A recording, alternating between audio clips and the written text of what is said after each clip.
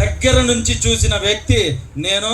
అదేవిధంగా మేడం గారు కూడా ఫ్యామిలీని వదల్లా. సురేష్ అన్న ఖచ్చితంగా అన్నని తమ్ముళ్ళని అందరినీ కూడా వాళ్ళ ఫ్యామిలీని వెంటేసుకొని తిరిగి ఎందుకు తిరుగుతున్నాడా, ఆటోమేటిక్గా ఎలక్షన్లు అంటే డబ్బు, ఆ తర్వాత మందు, ఇవన్నీ ప్రయత్నాలు చేసి జనాల్ని మూకమ్మడిగా మేము వస్తే మంచి చేస్తామని చెప్పి ఆలోచన విధానమే ఉండేది. కానీ గత నాయకులకి ఇక్కడికి వచ్చిన మన కాకర్ల సురేష్ అన్నకి ఎలక్షన్కి ముందు ఎంత కష్టపడ్డాడో, అదేవిధంగా ఎలక్షన్ తర్వాత కూడా మంచి విధంగా ప్రతి ఊరికి కూడా ఏ అయితే సమస్యలు ఉన్నాయో అతను తిరిగినప్పుడు అటువంటి సమస్యల్ని గుర్తించి ఈ రోజు ఇక్కడికి 4 సార్లు వచ్చాడంటే ఈ గ్రామంలో అనేక సమస్యలు ఉన్నాయని తెలుసుకొని ఇక్కడికి వచ్చి ఆ సమస్యని తీర్చే గొప్ప మన ఎమ్మెల్యే గారు దొరకడం మన నియోజకవర్గం, మన మండల అదృష్టం కూడా అని నేను జనసేన పార్టీ తరఫున గర్వంగా తెలియజేస్తున్నాను.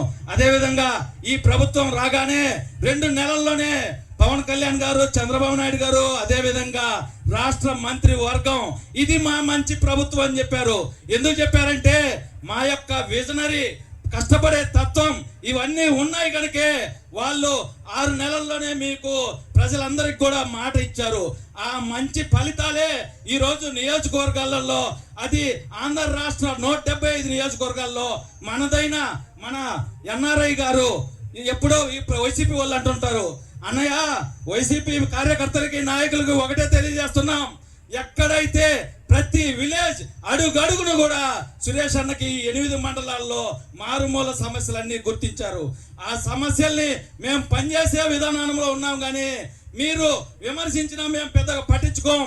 ఆ సమస్యల్ని మేము విజయవంతం చేసి మరలా మా మంచి ప్రభుత్వం రావాలని మేము ఈ టీడీపీ, జనసేన, బీజేపీ కూటమి మేమందరం భావిస్తున్నాం. అదేవిధంగా రేపు రాబోయే స్థానిక ఎన్నికల్లో మీరందరూ కూడా మాకు మంచి ఫలితాలు అందిస్తారని కూడా నేను ఈ సభాముఖంగా నేను ఆశపడుతున్నాను. మా ఆశని మీరు నెరవేర్చగలరని కోరుకుంటూ సెలవు తీసుకుంటున్నాను. థ్యాంక్ యూ అన్నయ్య.